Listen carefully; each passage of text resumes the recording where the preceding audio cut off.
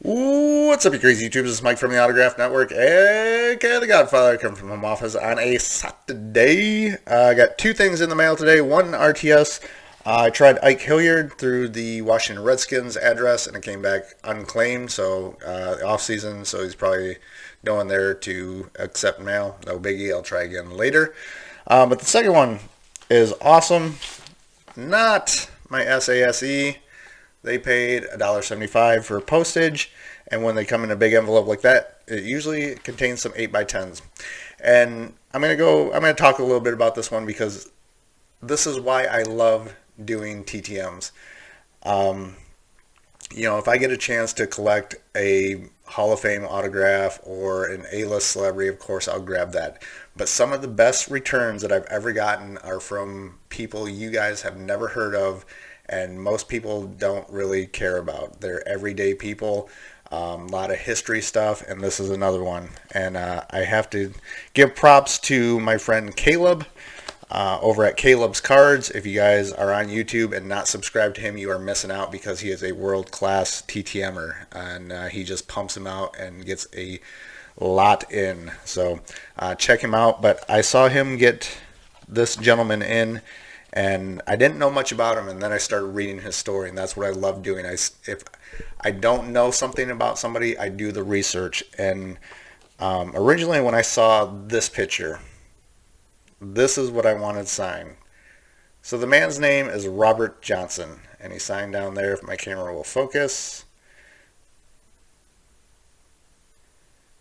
But he is a retired U.S. Navy vet, World War II vet, and he was on some of the very early expeditions to Antarctica, the South Pole. And when I saw this picture, I'm like, that is so cool. This is Polar Pete right here. This is Mr. Johnson here. Sign there. This is the ship they took. He ended up making 3 trips, 3 separate expeditions to the South Pole. A wooden ship heading towards icebergs and very, very cold weather. And this is, late 1930s, early 1940s. Signed all 3 that I sent. Of course, this is putting the American flag, Little America. I would have been happy with that because I just wanted this photo because I thought that was so cool. An Emperor Penguin, Polar Pete, and Mr. Johnson. But he didn't stop there, and this is what I love about TTM because you never know what you're going to get. Take the time to research somebody, write more than just, hey, will you sign my photos? Do some research, find out a little bit about them. It makes the hobby that much more enjoyable. And this is what I got back. I got a nice 2-page letter from his wife, and long story short, he will turn 99 in July.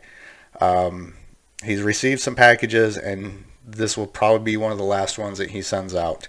His wife said he's getting a little tired because he's turning 99 and has had some health problems, but seems to be doing all right now and enjoyed reading the letter and signing my stuff. And she wrote a little bit about his career and said some very nice things about my battle with cancer, and their thoughts are with me. So God bless him for writing that. So I'll probably send her just a thank you note because what they did was awesome.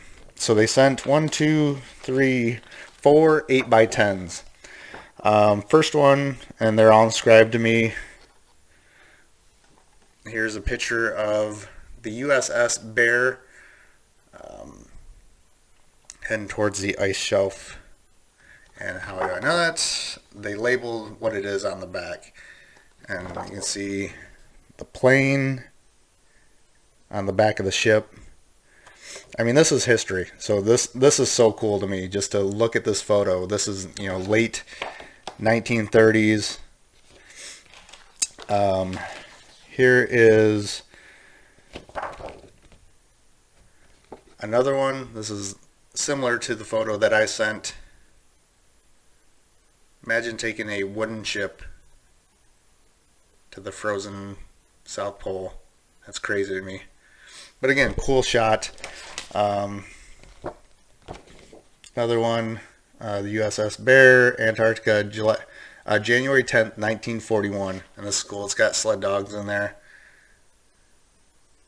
And if you want to Google his story, it's amazing. He said he did some parachute jumps over Antarctica, some secret stuff that they can't talk about.